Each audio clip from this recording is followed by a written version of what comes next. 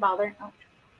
No, you're good. Hey, the fan is not bothering me, but this Wi-Fi connection is. Hey guys, it's Ted Bogert. We are in with my co-hostess with the mostest, the one and only Wendy in the Cloud, Wendy Stewart. We are back with this amazing show. This week we're going to talk about lunacy. If you're in the real estate world, you know it's been a crazy week or 2 weeks, couple of weeks. We're not together today, which is usually our preference, Yeah. but we are going to still go on and we're going to continue to do our show. Welcome, Wendy. How you doing? Hey. Happy Friday, everyone. I know Happy. I miss being there with you. This isn't exactly the same. I don't have champagne. I think I do. you covered that for both of us, right? I did. So we're good. We're good. Oh, I took a couple of weeks break. Speaking of lunacy, but I wanted to bring this back. We got so much positive feedback on our last one. I think a lot of that has to do with we're in person, but I figure we can do it this way too. It's not as good when we both aren't sitting next to each other laughing, but this is as close as it gets. So before we dive in, tell them a little bit about you, Miss Wendy Stewart. I am Wendy Stewart. I am managing broker with the Property Pros. I've been an agent for almost 10 years. I've been with the Property Pros for almost 9 of those years and managing for about 8.5 of those years, something like that. I'm excited to get up every single morning and do what I do. Yes, and you have a great story. You do great. So let's talk a little bit about the listings part. You've seen your business pick up. I So have. talk about the how. How did that happen? Why do you think that happened? What have you been doing to make that happen? I think, honestly, after speaking to my energy coach yesterday, I think a lot of the year was honestly me and directing my energy towards a lot of the personal things going on in my life. I think the market has, changed, maybe for the better, maybe for the worse. I don't know. But for me personally, after doing some deep digging, it's definitely my energy was in other directions. I was doing a lot of the things, but maybe subconsciously, like, yeah, but I want to get home and be with my fiance, or yeah, Correct. but I want to spend time with family or with my dad or whatever. So I think that that's a big thing. But How do um, you redirect that? Like, how did you take it? You have an energy coach. That's a whole nother show. yeah, Uh, so how did you what did you redirect it to? Did you say, all right, I can still love Chad, but I need to redirect energy to my business? And then how did you do that? Because people who may not have an energy coach, they can still speak those words and change that mindset. absolutely. It's mindset. It's manifesting. It's mindset. I literally, after 6 months of really not doing too much business, uh, I kind of like woke up and was like, "All right, girl, you can have it all. You can have it all. An abundance mindset. I can be in love, and I can still have a thriving business, and I can still spend time with my family and friends. I can do it all." And we kind of like the way we talked about it was, if you had 100 energy points, how many points am I now willing to direct towards the different things in my life? And Love it is it. okay to be a different version of myself because I'm in love. It's different now. Things are different for me. And it's okay to not, wake up and just eat, breathe, sleep, think about real estate all day long. Whereas before, that's kind of all I've ever had. And I am the provider. I've always been a provider for my family. So that's always been my mentality. It's, So it's so it's so interesting. It's like the Weight Watchers point system for energy. You yes, go, but I think that's what you have to do. Like if yes, you're spending so much time focused on one area and then you're wondering why the other area isn't doing what you want it to do or what you expected it to do, then yeah, you have to shift. But it's not easy for no. us to shift. So on the listing side, what did you shift to? Did you begin door knocking? Did you? Because I think agents want to hear what other agents are doing. I would say I was reconnecting with, it's like I had all these people in my mind that I was doing my normal stuff with, but maybe not more with my database. And again, I think subconsciously it was like, yeah, I wanna do this, but I want to rush home and cook macaroni and cheese. I don't know. So like, I think reconnecting with my database in a different way um, helped a lot, and a lot of people also that I had sold homes. I had sold their home in the last 2 years are now coming back. They're kind of, even though interest rates are kind of funky, they're like, I'm tired of renting. They sold Right. at the height of the market. They went to rent because they didn't know what they wanted to do, and now they're kind of back. They are So back, and they know. I think that this market has a lot of sophisticated, like they're not listening to "the sky is falling" as much as the media. no, uh, I mean, on my side, we're super busy. The difficulty on the loan side, it's not really a difficult, it's just a different kind of challenge, is that we have a lot of buyers who aren't necessarily good in all the categories, and so we have to work a little harder with them, and maybe a little longer, but I'm not talking about months longer. I'm talking about little things that can little be things. Yeah. taken care of. The biggest mistake that I think buyers make is waiting and not getting the process started. Even if you're not looking to buy for another 6 to 8 months, I think it's super important for you to get your ducks in a row and figure out where there might be some gaps and some things that you need to do more positively. Yeah. People's credit has gotten hit. There's a lot less 750 or better credit scores. And that's okay. You don't have to have that, but why not find out where you're at and what you can do? And I'm seeing a lot of people that I'm working with longer. Yes. Yep. A I lot agree. longer. Totally agree. So on the loan side too, I wanted to throw out, there's Hometown Heroes has come back. So Yay, from that was big news yeah, this week. 36 million. It'll probably go in a heartbeat. So if you are a first time home buyer of any kind, really, and you meet the guidelines, you should get with your LO, you should get with me, you should get with someone, because the money's going to go fast. And that Yes. that money, we had so much more before. And when they announced it, boy, people are already getting back into it. And just for the record, remember, you don't have to be, it used to be very category oriented, first responders, firefighters, police, teachers, veterans, and now it's all first time home buyers. So Yeah. make sure that you get with an LO, reach out to me. I think it's really important. Utilize that money. If you've been on the fence, it's a great time to do it, but you need to do it now. You really need to do it now, because you Well, need to they get didn't it in. believe us the first time. Maybe They they'll did believe not us believe now. us, because that money went fast, and all of us kind of expected Florida to put money back into it, and they didn't at the time. Yeah. So that program shut down. So this is just a way, if you're renting or if you sold, like Wendy talked about. Well, no, that wouldn't be a first time home buyer, but if you're renting or you haven't purchased a house yet, this is the time to really look at that. And one thing that came out before that announcement is we have a 100% program. This is old school. So Wendy, you've been around a long time. We have a 100% program with an asterisk, obviously, by it, lots of qualifications, but it's the old fashioned first and second. So uh, Oh, you get the 96.5%, and then the other 3.5% is, which would be the down payment, is taken up by the second mortgage. So it's an old fashioned 100% loan, and it's a great option though. If you are struggling with the money down, that's another category that a lot of people are struggling yeah. with. They haven't had a chance to save. Their apartment rents are astronomical, as we all know. And so this is a potential opportunity for them. So don't think that you can't buy. And I'm very happy that you brought up about interest rates. Wonky or funky is the right way to describe them. They should not be the thing that keeps you out of the market, in my opinion. No. So No. loans, and we already have libations, but I want to talk about, we had some crazy stuff happen with the NAR lawsuit this week. What a week, huh?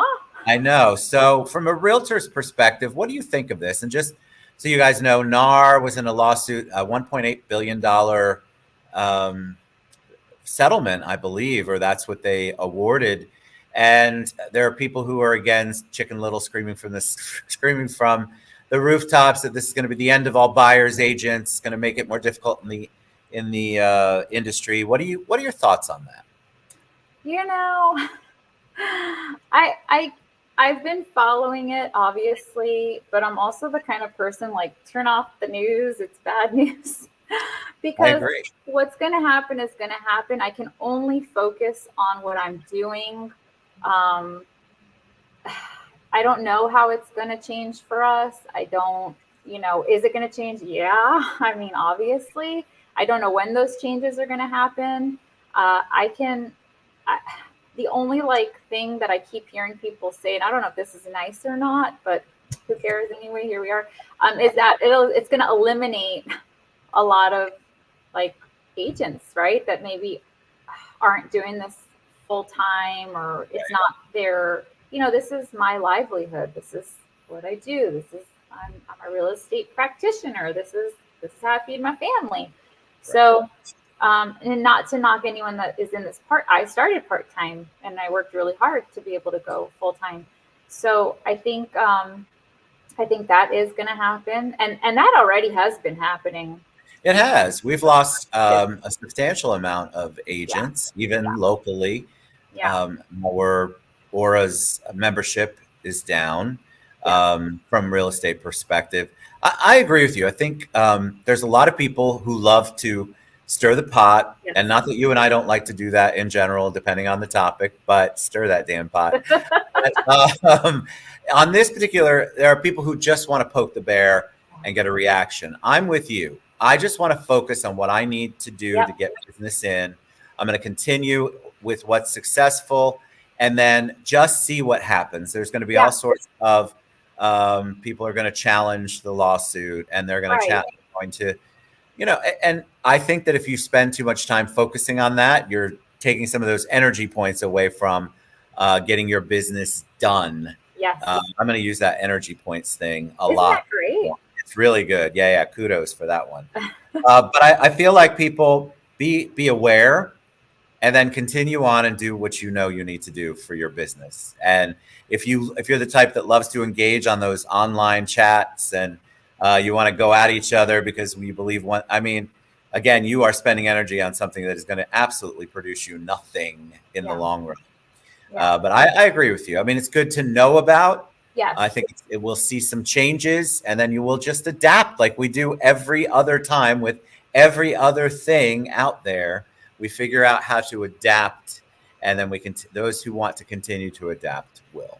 And so And I. buyers, however it does work out, I don't know, but we're going to work with people that want to work with us and see our value.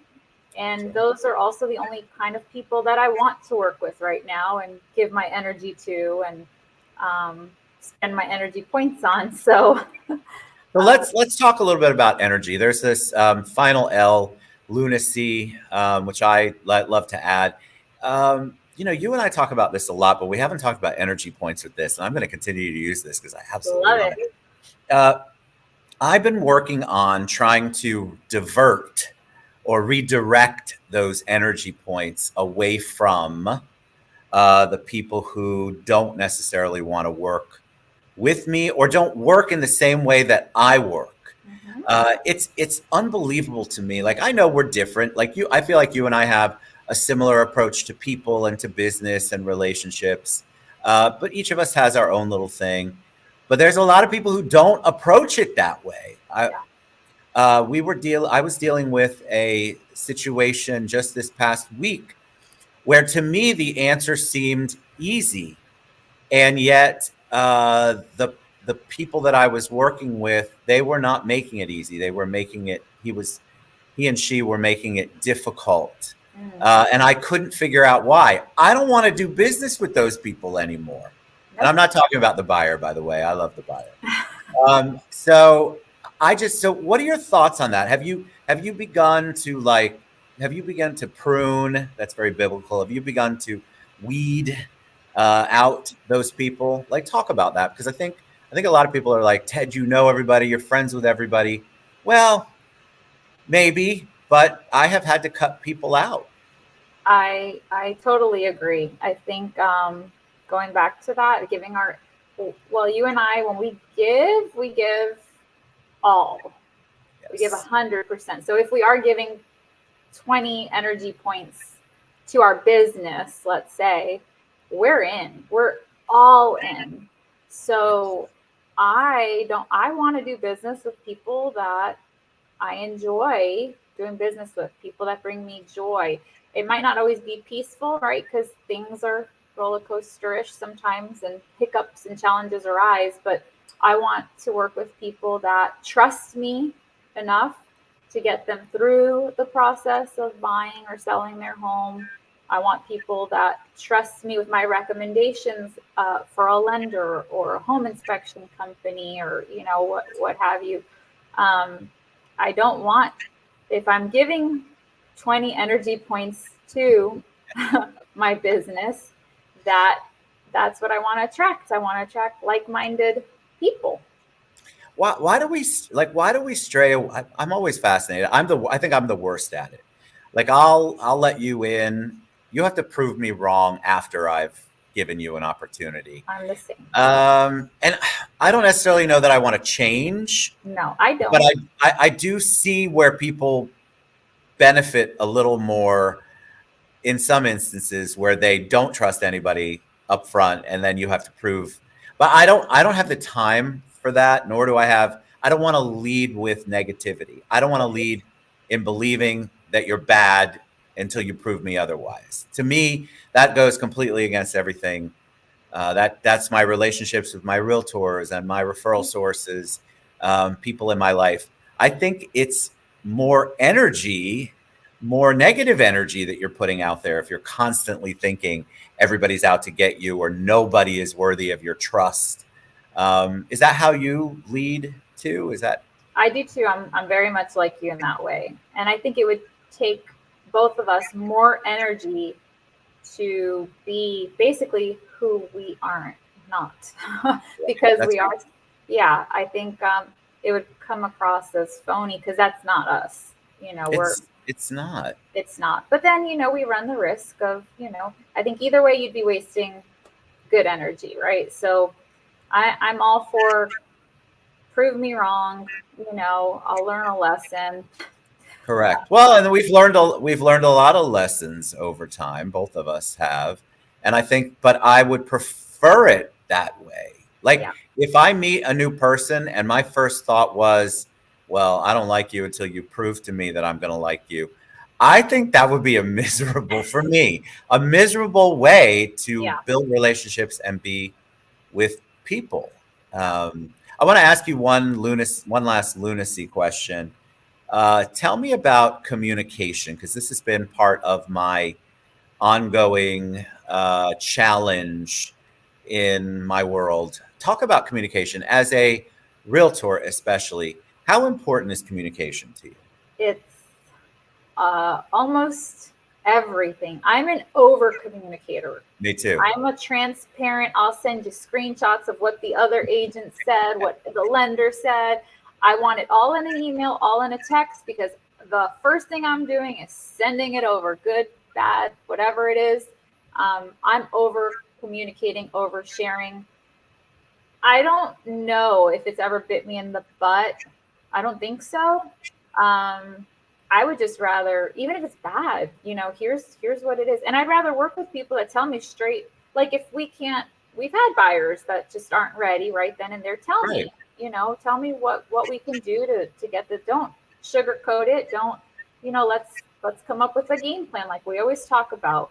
I don't like the not the sugar coating, and then you get somebody in a deal. Not, you've never done this to me, but there have been lenders that have done this to me. I don't work with them anymore.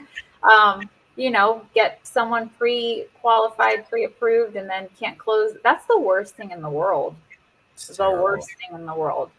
Yeah, I don't understand and this is on all levels. It's not. I feel like as a realtor, lenders in general are horrible about communication. Like just I overall, we like wasn't to gonna bury our say head. that. No, you're fine. It's true. My industry is really bad because we don't like to deliver bad news.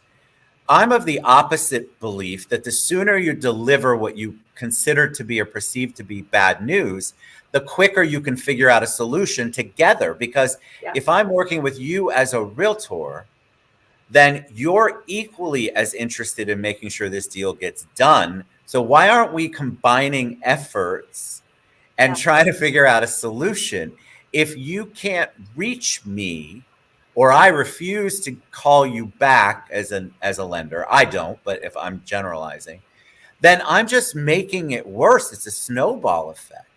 It I'm a it big is. believer that if somebody communicates that way with you ever, to me, that's when I have to part ways. Like I have to be done with that particular relationship because I can't operate on any level my business. And as a lender, you've given me the opportunity as the realtor to take this to closing. This is your baby that you gave to me. Mhm. And it blows my mind that my industry is so much about not responding to you and not letting you know what the problems are, not letting you know when a challenge comes up. Because why would you ever use me again if I'm not telling you what's going on? It's your butt on the line, it's your reputation, and it's your buyer that you probably spent your own money and time bringing to the table. It's so, yeah. Am I being over dramatic? No, no. And I always think about, I wasn't, I was a buyer 2 times in the last, I don't know, 8 years. They don't speak the lingo. They don't, even if they're second, third time home buyer, they don't remember the process. Everything to a buyer is a fire.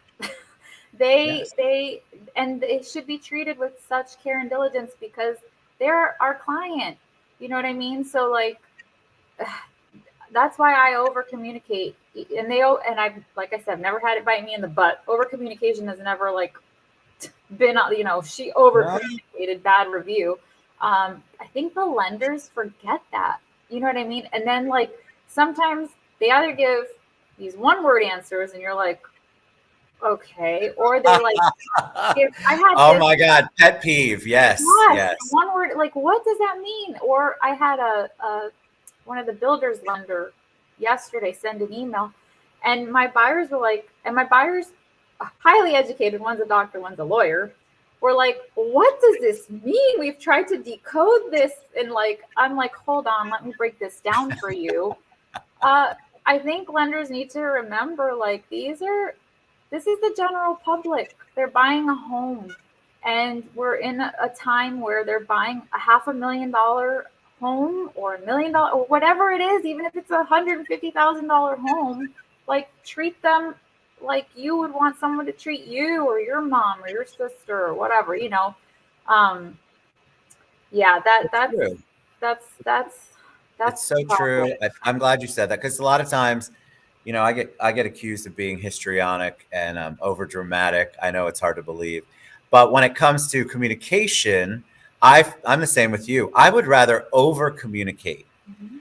everything over communicate, because at the end of the day, the buyer and the realtor are going to go back and look at those text messages, Mhm. and they're either going to see what you promised or they're going to see you didn't address it. And I would rather give you everything and you tell me, Ted, I appreciate all this, but this isn't what I need. But Mhm. if I'm not giving you the opportunity to do that up front, if I'm not giving you the information, if I'm giving you one word answers, or I'm over promising and under delivering, if I'm doing all of that stuff, then you're left there holding the bag as the realtor. And worse, the buyer is left there trying to figure out what the hell you mean by your one word answer, or why you didn't call them at 9 a.m. on a Friday when you promised them you would, and now you're not responding to text messages. Like this stuff to me should be basic 101. Yeah. And this is part of the lunacy that I deal with, and I know a lot of people deal with all the Oh time. That yeah. I can't, I have such a problem with it. But a lot of times I feel like in my industry, I'm screaming that loud and nobody's hearing me. No one's listening. That buyer that you're talking about waiting on the 9 a.m. call, I can bet you that buyer didn't sleep either. You know what I mean? No, They they don't. didn't. They're waiting. Their stomach is in knots. Most of my buyers, sometimes by the end, they're all skinny and scrawny. They haven't eaten. They're they're just going through it because even if it's smooth, it's there's a lot. There's a lot. It's overwhelming, and you're buying a home. So I get it, and you're right. And I also think like what I love about you, Ted, is if it is bad news, your delivery is so eloquent and so professional and so warm, so caring. It's not Thank you. like some other people deliver the bad news. I've had that happen, and it totally discourages buyers. It Take does. and they associate. I've had it where the lender does that, and of course I sent the buyer, let's say, to this person.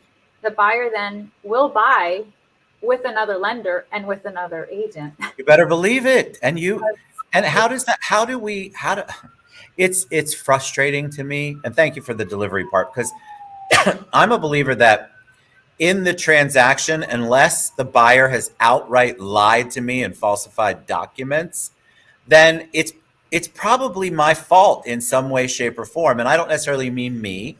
It could be that the underwriter is looking for something difficult. But at the end of the day, on the lending side, the buck stops here as the LO. And so you have to take onus, and we don't do a great job of ever admitting that, hey, yeah, we could have handled this better, or hey, yes, this is a lender's issue. And I'm just a big believer in taking the hit and go, you know what, we should have known better, or yeah, I don't understand why that happened, or yeah, I missed that. Yeah, But a lot of times we want to put the error onto somebody else that it doesn't belong, and so that also creates negative feelings.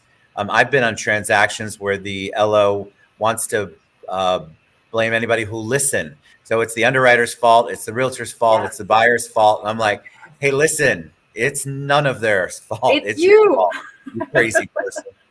I love Oh my goodness. I've watched you deal with some of that with with our realtors that are friends, and I've watched you try to clean it up and do your best, and you're not even part of the transaction really, but No, but I feel bad. Like I feel really bad. And I think that's one thing, if I could encourage lenders, is be empathetic. Like you have to remember, like Wendy said, what these people are going through to get the transaction done. yeah, And so your actions or lack of actions or reactions or the way that you word stuff makes an impact on them in a way that I don't think you're thinking about. they're not. I I thought I you're ask dissecting every everything. word in And that. so I do too.